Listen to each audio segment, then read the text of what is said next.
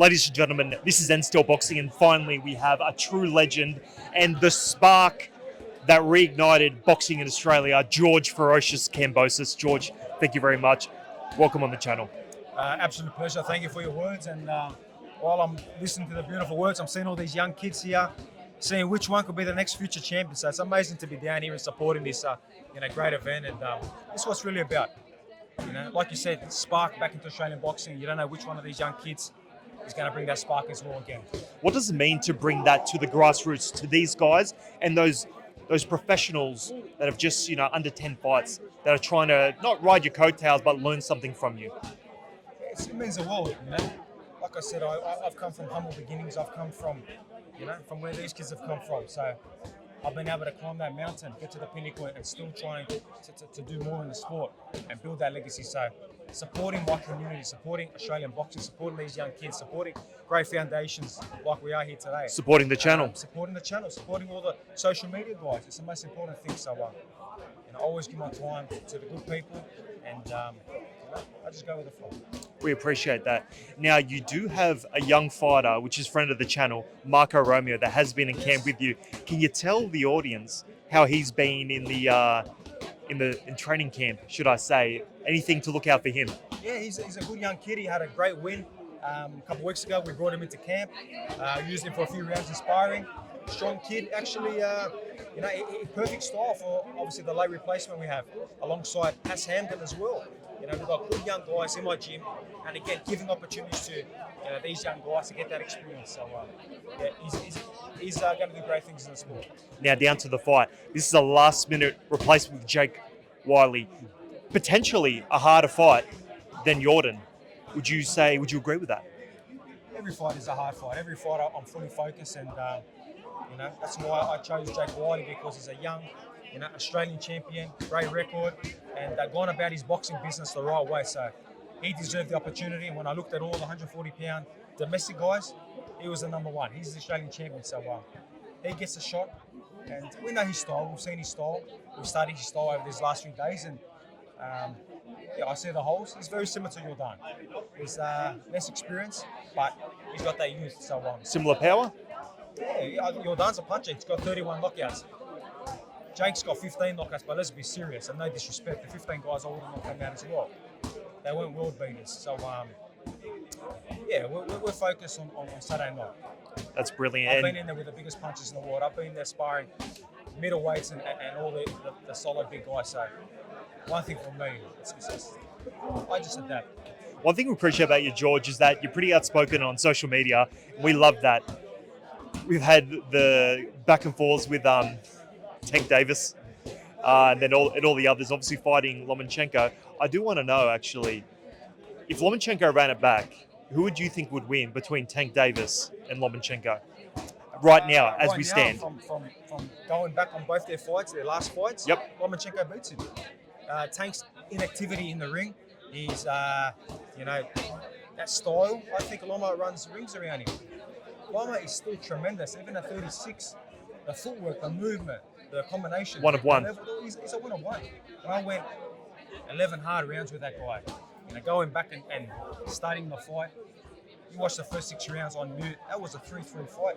Then he took over, then I came back a little bit, then he got me at the end. But I built a lot of experience, and from that style with Lomachenko, I think Loma would beat Tank Davis. Not many people in the world has that experience. No. You brought in a sort of a Eastern European style coach specifically for that Russian style. Did you learn a lot from that? Like, was that a beneficial thing to sort of do more of a last minute? Well, he's my head coach still. Anton Kadushin is one of the best coaches in the world. His IQ is incredible. Not only trains me, but he's got Imam Katayev. He's a wrecking machine, managed by my father, Jake. Wrecking ball. Wrecking nuclear bomb. He fights on the undercard as well. And, it's always hard bringing in a coach for the first time when you're coming up against Lomachenko. So, of course, you understand the gelling. It took time, and it was a long camp. We did 5 months. So, second camp together, it's been incredible. In sync with each other. The understanding is incredible, and we just built off that Lomachenko fight. We take a lot of lessons and good stuff from that fight. What has he inserted into your style that you didn't have before? Obviously, it's got to be something different. It's almost completely different, if you know what I'm saying. There's a lot, but we'll see on Saturday night. Is there a But little, It's, little something you can tell us? I was, my footwork, my movement, working the smart shots, the level changes. There's a lot that he's added to the game. Fair. My final question, George, is that one thing which... Eddie. See you, Eddie. See you later, Eddie Han. One thing which I found peculiar is when you were growing in the sport, your last fight at Luna Park here, which I was privy to, that another guy in the boxing scene on the up was Tim Tszyu. Now, I don't know how many people know this, but you and Tim Tszyu went to the same gym. You had a lot of experiences together, a lot of, your stablemates at one stage, essentially. However, one thing I found peculiar that as you guys grew up and went separate ways with promoters and things like that, even before that, there was no real mention of each other, like, hey, look out for George Kambosos, or vice versa. Hey, Tim Tszyu, this guy, son of Kosusu, he's on the up. No real mention of that between each other. What's the relationship like between you guys? Yeah, obviously, everyone, a lot of people in the inside of the boxing world, Australian boxing world, know that we grew up together. We used to train together for many years and support each other. Then, obviously, there's still support. There's nothing bad blood on my side. He does his thing, and I do my thing. No disrespect. Obviously, I want to see him bounce back and do well, and God willing, he wants to see the same thing for me. But there is no relationship. There's no, hey, how are you? Even that we went both different ways. Yep. There's no So you'd see him and be fine. Yeah, You'd say good day. We've never seen each other since all them years. So if we did see each other, I don't see why there'd be a problem. Okay. He does his thing. He's a junior middleweight. I'm a super lightweight, junior welterweight. There is no, there's no relationship, but there would be no bad blood. Just like I see you, and there's no issue. I don't want bad blood, George. No. And one final question. Do you think that, I know this would annoy me as an upcoming, you're a guy that had to forge your career and everything from nothing. You didn't come from a boxing family. Do you think it would annoy me if I was in your spot, that someone had like a famous name, a famous family and things like that, to get that boost early in your career while you had to grind? It is what it is. You don't care? Not really, because my social media is so big, my presence, I'm still one of the biggest names in world of boxing. Forget Australian boxing, we know who we are here.